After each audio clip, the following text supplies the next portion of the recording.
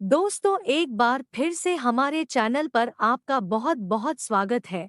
दोस्तों, आज मैं फिर से आपके लिए एक नई और रोचक स्टोरी लेकर आई हूँ, जिसको सुनने के बाद आपका रोम रोम खड़ा हो जाएगा। तो चलिए शुरू करते हैं। दोस्तों, मेरा नाम शीला है और मेरी उम्र 38 साल है। मैं फिगर की बात करूँ तो एकदम आकर्षक और दिखने में बहुत ही सुंदर हूँ। मैं अपने पति और एक बेटी के साथ रहती हूँ। मेरे पास खूब धन दौलत है। मेरे पति खूब कमाते हैं। मेरे पास सब कुछ है। पर मेरी सबसे बड़ी समस्या यह है कि मेरे पति के पास एक घोड़ा है।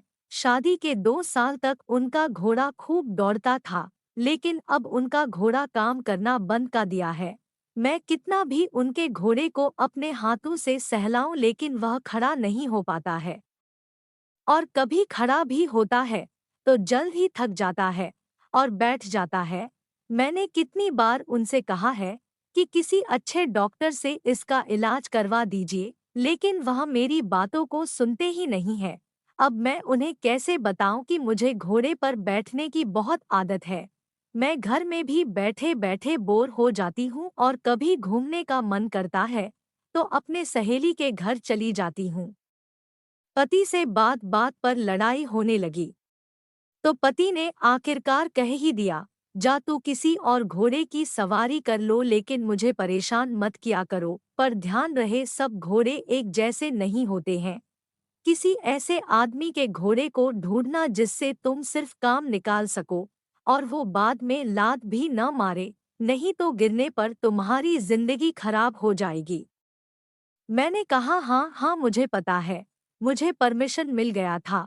अब मैं अपना नजर दौड़ाने लगी, फिर सोची, नहीं नहीं, जल्दीबाजी नहीं करनी है। जो भी हो कायदे से हो। मेरे घर के पास ही एक कॉलेज में पढ़ने वाला लड़का रहता था। उसकी उम्र 26 साल होगा। वह बहुत ही हैंडसम, गोरा, लंबा है और उसके पास भी एक तंदुरुस्त काला घोड़ा था। मुझे लगा कि शायद वह मुझे घुड़सवारी करा सकता है। एक दिन वह लड़का कहीं जा रहा था, तभी मैं पूछी, क्या नाम है तुम्हारा? वो बोला, राज। मैं बोली, कहाँ के रहने वाले हो? वो बोला, पास के ही घर का। मुझे लगा सही है, इससे मेरा काम बन सकता है। धीरे धीरे मेलजोल बढ़ने लगी और नंबर एक्सचेंज कर लिया। लड़के बड़े भोले होते हैं। कोई भी काम निकलवा लो, और खासकर इस उम्र के लड़कों में समाज सेवा तो सर पर सवार होता है। मेरे लिए वह हर छोटी बड़ी चीज ला देता था। जब कॉलेज से वापस आता था तो मेरे घर भी घूमने आता था।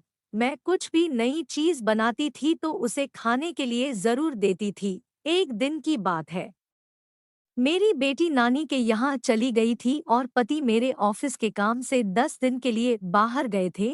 मैं घर में अकेली थी। उस रात हवा तेज तेज चल रही थी और मेरी कमर भी दर्द कर रही थी। मैंने उस लड़के के पास फोन लगाकर बोली, राज क्या कर रहे हो? वो बोला, पढ़ रहा हूँ। आंटी, क्या बात है? इतनी रात को कोई समस्या तो नहीं? मैं बोली, हाँ हाँ, देखो अंकल भी नहीं है, बिटिया भी नहीं है और मेरे कमर में बहुत दर्द हो रहा है। समझ नहीं आ रहा है क्या करूं, मेडिकल भी बंद हो गए होंगे, अब मैं क्या करूं? राज तुरंत ही भागा भागा आया। मैं दरवाजा खोली और बिस्तर पर जाकर लेट गई। राज बोला, मैं क्या करूं? तो मैं बोली, ऐसा दर्द मेरे साथ होता है और काफी बढ़ जाता है। अगर तुम थोड़ा किचन से सरसों का तेल गरम करके ले आओ तो मैं लगा लूंगी। वो तुरंत ही तेल गरम करके ले आया। मैं उसको बेड पर बैठने को बोली और मैं दर्द से रोने लगी और बोली, मेरे से नहीं हो रहा है। राज, क्या तुम तेल लगा दोगे? अगर तुम बुरा ना मनो तो। वो बोला, नहीं नहीं आंटी, इसमें कौन से बात है। वो तेल लगाने लगा। थोड़ी देर बाद मुझे नींद आने लगी। कटोरी में अब भी सरसों का तेल बच गया था। राज ने मुझसे पूछा, आंटी तेल तो थोड़ा बच गया है, मैं इसका क्या करूं? मैंने नींद में ही कहा, पास में ही पड़े तरबूजों पर लगा दो और उसके बाद भी बचे तो पिंजरे में बंद मेरी चिड़िया को पिला दो। उसने ऐसा ही किया। थोड़ी देर बाद वह चला गया। अगले दिन सुबह जब सोकर उठी तो बहुत अच्छा महसूस हो रहा था। मेरे शरीर का दर्द ठीक हो गया था। मैं घर की सफाई करने के बाद नहा धोकर फ्रेश हो गई और अपनी सहेली से मिलने चली गई। सहेली से काफी देर तक बातें की और सहेली के घर खाना खाकर दोपहर में अपने घर आ गई। घर में मैं अकेली ही थी, इसलिए बिस्तर पर जाकर लेट गई और सो गई। थोड़ी ही देर में दरवाजे पर किसी ने घंटी बजाई तो मेरी नींद खुली और बाहर जाकर देखा तो राज था। मैंने उससे कहा, क्या बात है, आज बहुत जल्दी कॉलेज से आ गए? तो उसने कहा, हाँ मुझे बहुत भूख लगी थी, सोचा आपके पास कुछ खाने को मिल जाएगा। मैंने कहा, ठीक है अंदर चलो, मैं कुछ खाने के लिए लाती हूँ। तभी याद आया आज तो मैंने कुछ बनाया ही नहीं है। फिर मैंने राज को बताया कि आज तो घर पे खाने के लिए कुछ बनाया ही नहीं है, तो वह मान गया। फिर उसने कहा, ठीक है। फिर थोड़ी देर बाद राज ने कहा कि अगर आपके पास खाना नहीं है तो मुझे संतरे ही खिला दो। मैं कुछ देर सोचती रही और फिर कहा, चलो ठीक है।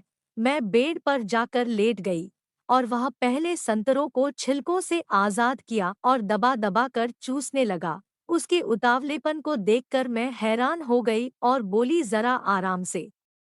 फिर राज बोला, आंटी आप बहुत अच्छी हैं, संतरे बहुत रसीले और स्वादिष्ट हैं।